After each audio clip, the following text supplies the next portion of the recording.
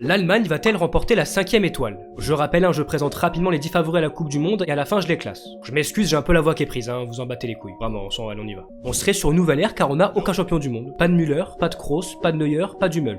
Et là on perd une génération terrifiante, il faisait peur à tout le monde. Bon, maintenant beaucoup moins. En fait, c'est pas mon Allemagne, quoi, ils sont trop gentils, c'est pas normal. Quand on regarde le 11, le point faible c'est le gardien, Baumann. Pour moi, avec Baumann au cage, tu ne gagnes pas de mondial. On a tout le pays qui veut le retour de Neuer, mais c'est peu probable. Et si ça se fait, ça change tout. En revanche, la charnière Tah-Schotterbeck, c'est classe mondiale, contrairement à Baumann. Le pauvre il prend cher pour rien, il a rien demandé.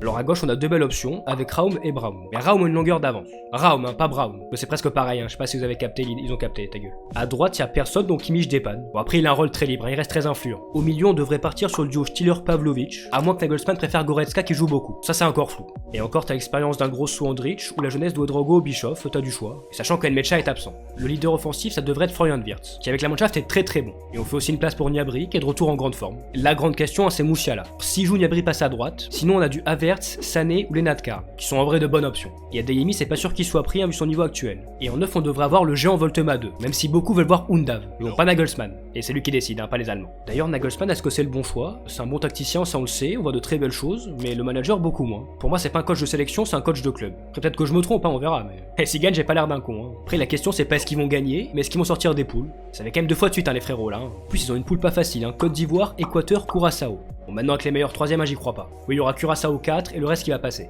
En vrai, l'effectif est vraiment quali, il n'y a pas non plus un vrai déclin, quoi. Si on compare avec le Brésil, je trouve que l'effectif brésilien est meilleur. Et encore, ça se débat, mais l'Allemagne a plus de certitude, donc je les mets devant.